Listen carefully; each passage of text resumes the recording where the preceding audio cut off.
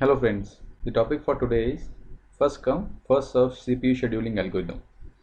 So we're going to see how this algorithm works, what's the logic behind this algorithm. A few points before we start. First come, first serve means that the process which arrives first in the ready queue will be allocated to the CPU first. जो process ready queue में पहले enter करेगा, CPU सबसे पहले उसको allocate होगा. Second point, it is non-preemptive algorithm. Non-preemptive means once the CPU is allocated to the process is going to release the CPU only once the process has finished.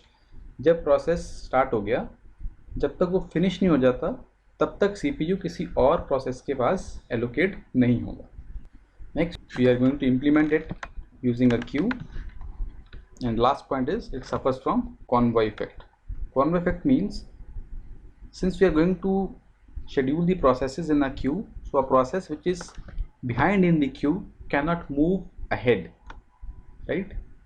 Q में अगर कोई process पीछे है तो वो line तोड़ के आगे नहीं आ सकता. That is called a convoy effect. So अगर आपकी पोजीशन 5th है तो आपकी टर्न 5th नंबर पे ही आनी है. It doesn't matter whether the process is going to take less time as compare to all the other process which are ahead in the queue. The turn cannot change, right? Now we start with a small example. This is simplest of the example that you can find. So let us suppose that there are three processes P1, P2, P3 and their burst times is 23, 2 and 5. Burst time means that it is how much CPU time it requires to complete one single burst. So you can think of this just like a execution time. So now since no arrival time is mentioned, so we are going to assume that all the three processes arrive at the same time. अगर arrival time आपको mention नहीं किया हुआ because first come first serve, तो आपको कैसे पता लगेगा कि कौन process पहले आया? Which process has arrived first? How you will come to know? So ideally in the question they should give you arrival time, but I am just taking a simple example, so I am just neglecting the arrival time. So I am assuming that if the arrival time is not mentioned in the question, it means that all the process arrived at the same time and that same time was 0. ठीक है. अगर arrival time mentioned नहीं है, this means सारे process एक साथ आए हैं, arrival time कितना है 0 है. and we are going to solve them in the same order as given in the question. तो हम order क्या मानेंगे कि सबसे पहले P1 है लाइन में, उसके बाद P2 है and then P3. now how to represent which process will be having the CPU at what point of time? For that we make a Gantt chart. Gantt chart क्या होता है? It's a time chart where based on the time which process is having the CPU will be mentioned. The very first process which will be allocated to the CPU is P1. P1 को हम सबसे पहले देंगे, उसका first time कितना है 23. So P1 will run from 0 to 23. Next process is P2. So P2 requires 2 seconds. तो अगले 2 सेकेंड 23 से 25 तक 2 सेकेंड जो हैं वो किसको मिलेंगे? P2 को. And the last 5 seconds that will be allocated to P3, right? तीनों process first 23 seconds with P1, उसके बाद 2 सेकेंड P2 और next 5 seconds with P3, right? So this is the Gantt chart for this particular question. So आप देख सकते हो किस time पे किस प्रोसेस के पास CPU है, वो हमें इस चार्ट से पता लग रहा है, right? Now next part that you will be required to do is to calculate the waiting time and the turnaround time. तो हमें waiting time calculate करना है कि waiting time means कब process system में arrive हुआ और कब उसको CPU मिला. So this is the situation. Now what is the waiting time for P1? P1 ने कितना वेट किया? 0 पे वो आया, 0 पे उसे प्रोसेसर मिल गया, तो वेटिंग कितनी हो गई? 0.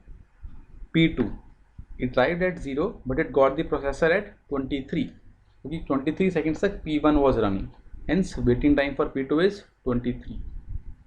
For P3 it is 25. So then they might ask you to calculate the average waiting time. Average waiting time simple है, आप सारे waiting time को ऐड करो divided by the total number of processes. Now second thing is turnaround time. Turnaround time का simple formula है, once you have the waiting time simply add the burst time into the waiting time. So P1 ने कितना wait किया था? 0. burst time कितना था? 23. So उसका turnaround time कितना हो गया? 0 plus 23. For P2 waiting time was 23, burst time was 2 hence the turnaround time is 23 plus 2, and last for P3 it is 25 plus 5, उसका average निकालो आप to calculate the average turnaround time. So this is all about first come first serve. So this was a simple example. Next we are going to consider the arrival time also. In this case there are 5 processes. The burst time is 6, 4, 8, 3 and 4, and now the arrival time is given. It might be in order or it might be jumbled, it doesn't matter, right? Always remember that arrival time is going to tell me which process arrived first, right? So now moving on to the Gantt chart. So here I'm going to depict you the timer. This is the timer and this shows you the ready queue. Okay, so I'm going to place the processes in the queue. The one on the left hand side will be the process ahead in the queue. जो सबसे पहले लिखूंगा वो queue में सबसे आगे होगा, right? Now at time 0, which is the process in the system? So you can look there that at time 0 P4 is the only process in this system. So P4 हमारा ready queue में है. Now P4 is the only process, so the CPU will be allocated to P4. So at time 0 the processor is allocated to the process P4. Now it requires burst time of 3 seconds. 3 means that it is going to keep the CPU with it for 3 seconds. Remember that FCFS is non-preemptive. Non-preemptive means that it is not going to release the CPU until it is finished. ठीक है जी. So जब तक P4 process run कर रहा है 3 second के लिए, जैसे 1 सेकंड हुआ, which process arrives? P3. Since P4 is running, P4 तो रन कर रहा है, तो P3 कहाँ जाएगा? P3 will be added in the ready queue. 2 seconds हो गए, P4 is still running because इसको 3 सेकंड चाहिए, और एक नया प्रोसेस अराइव हो गया which is P1. तो उसको मैं कहाँ ऐड करूँगा? क्यू में P3 के पीछे, behind P3 in the queue. Next, at 3 seconds, now the burst time of P4 is over. Hence we are going to stop P4 here. And now which is the next process in the queue? Queue में सबसे आगे कौन है? P3. So P3 will be allocated the CPU. At time 4 P5 process arrives, so I'm going to add it in the queue behind P1. P4 आ गया, P5 आ गया. At time 4 उसे हम add करेंगे P1 के पीछे. At time 5 P2 process arrives, उसे हम add कर देंगे in the queue. Now time 6, now no new process is going to arrive because all the processes are there in the system. 1 is over, 3 are in the queue, 1 is running. Now P3 को कितना time चाहिए? 8. 3 पे वो start हुआ, 8 second उसे चाहिए, तो total time कितना हो गया? Till 11. So till 11 seconds P3 will keep on running, and at 11 we'll stop P3 and we'll add P1 because P1 queue में सबसे आगे था. Now P1 requires 6 seconds, तो P1 कितना रन करेगा? From 11 till 17. नेक्स्ट प्रोसेस कौन सा है? P5, right. P5 को कितना टाइम चाहिए? 4 सेकेंड्स. सो 17 से 4 21. Last process left is P2 for 2 seconds and hence till 23. So this is the Gantt chart for this particular example. We have taken arrival time into consideration.